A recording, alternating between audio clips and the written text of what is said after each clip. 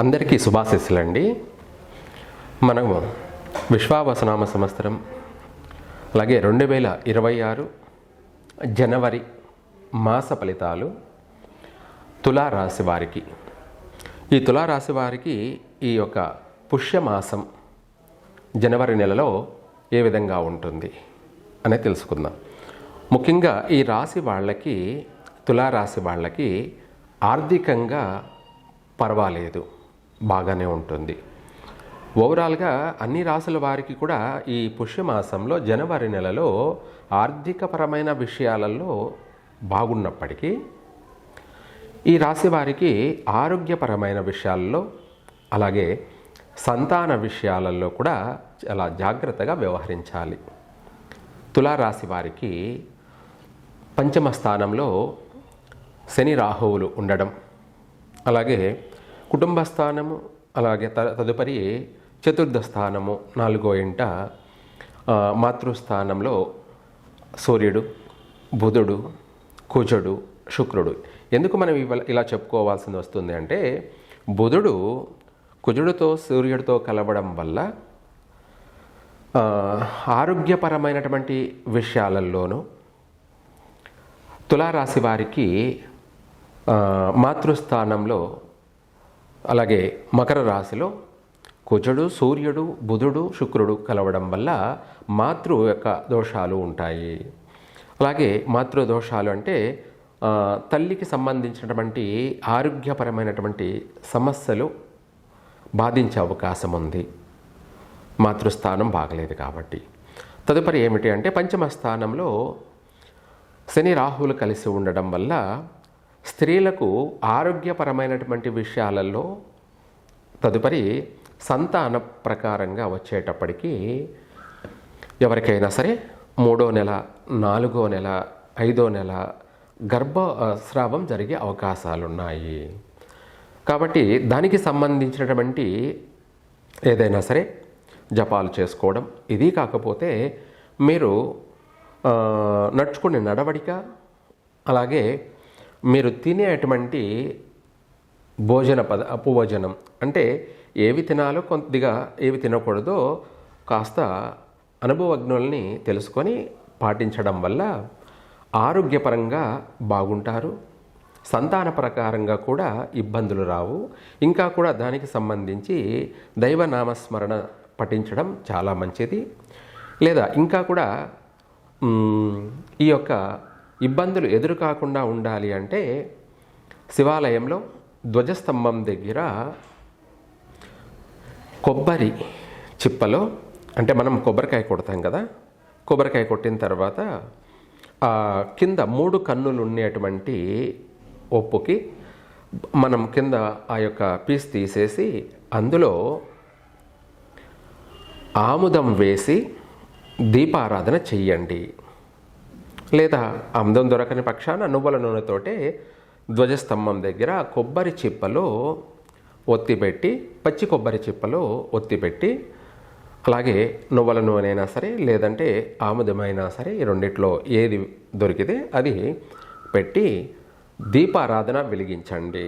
అది కూడా ఆదివారం కానీ, మంగళవారం కానీ, లేదా శనివారం కానీ, ఈ 3 రోజుల్లో ఎవరికి ఏ రోజు వీలైతే ఆ రోజున ఇలా దీపారాధన కూడా చేయడం వల్ల, దీపారాధన చేసి అలాగే ధ్వజస్తంభం చుట్టూ ప్రదక్షిణలు చేసి, ఒక 5 ప్రదక్షిణలు చేసి, అలాగే దైవ దర్శనం చేసుకొని తీర్థప్రసాదాలు తీసుకున్నట్టు అయితే అలా చేయగలుగుతూ ఉంటే మనకు గర్భస్రావం జరగడానికి బదులు ఆరోగ్యపరంగాను, అలాగే పుట్టబోయే సంతానము మంచి ఆరోగ్యపరంగా ఆయుష్ సంతానము కలుగుతుంది.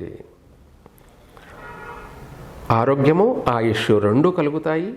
దాంతోపాటు మంచి సమర్థవంతమైనటువంటి పిల్లలు కూడా జన్మిస్తారు.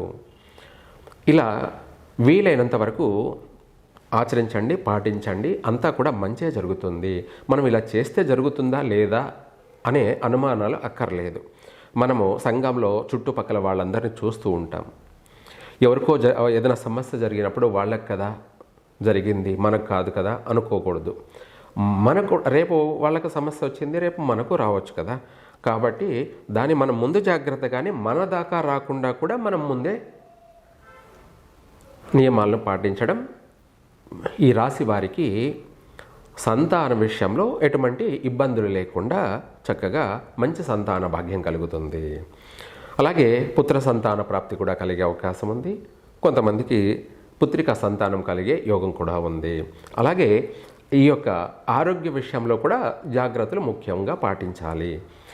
ఈ యొక్క తులారాశిలో స్త్రీలు ఇంపార్టెంట్గా తినే ఫుడ్లో మాత్రం కూడా జాగ్రత్తలు పాటించాలి. ఇది ముఖ్యమైన విషయం. తదుపరి ఆర్థికపరమైనటువంటి విషయాలలో ఈ మాసంలో కొంతమేర లాభదాయకంగానే వీరి జీవితం ప్రారంభమవుతుంది. అలాగే గృహంలో చిన్న చిన్న శుభకార్యాలు జరిగే అవకాశం ఉంది.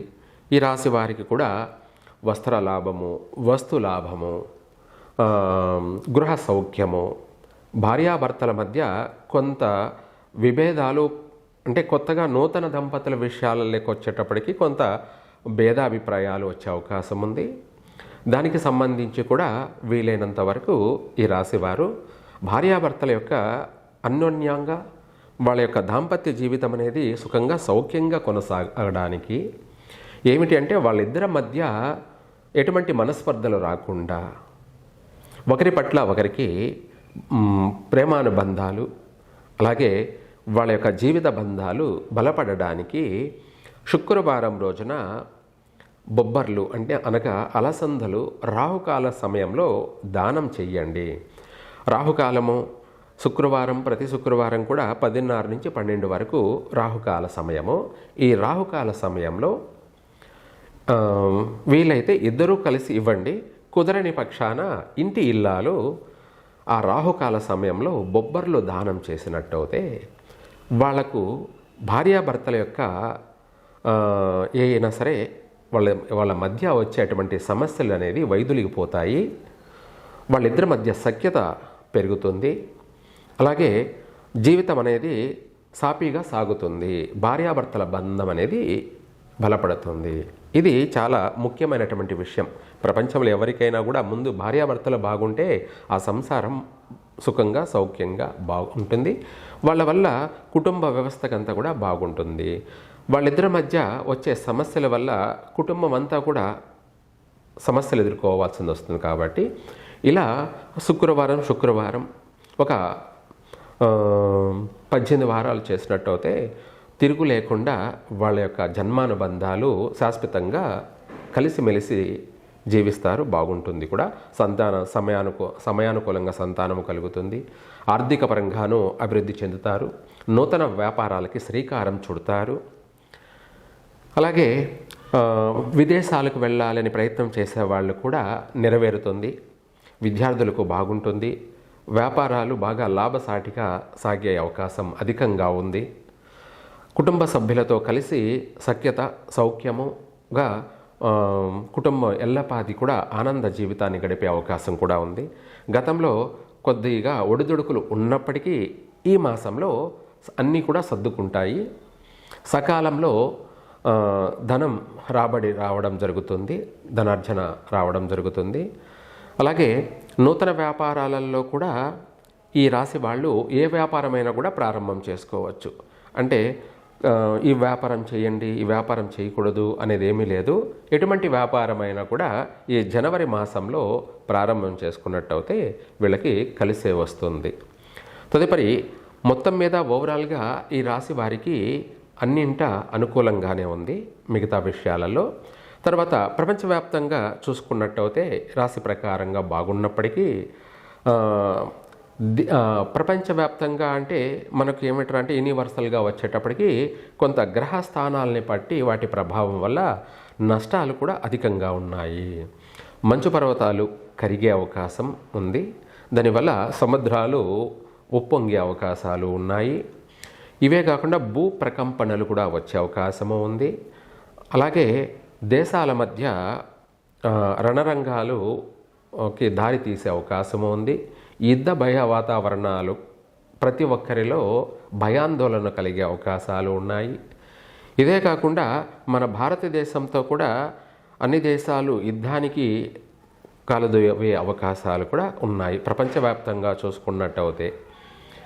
ఇదే కాకుండా మన యొక్క భారతదేశంలో కూడా అనేక ప్రాంతాలలో మన తెలంగాణలో కావచ్చు, లేదంటే ఆంధ్రాలో కావచ్చు, ఇవే కాకుండా కొన్ని ఉత్తరాది రాష్ట్రాల్లో కావచ్చు తీవ్ర భూకంపాలు నమోదయ్యే అవకాశం ఉంది. అంటే అధిక శాతం అలాగే తీవ్ర స్థాయిలోనూ సంభవించే అవకాశాలు కూడా కనపడుతున్నాయి. కాబట్టి ప్రజలు అప్రమత్తంగా ఉండండి, జాగ్రత్తగా ఉండండి. ఎక్కువ శాతం భక్తి మనకు ప్రధానమైనటువంటి బ్రహ్మాస్త్రం. ఎటువంటి 10,000 సమస్యలైనా కూడా భక్తి మార్గంతోనే జయించగలం, ఆ సమస్యను పరిష్కరించుకోగలుగుతాము. అలాగే మనము బాగుంటాం, ప్రపంచమంతా కూడా బాగుంటుంది. సర్వే జన సుఖినో భవంతు.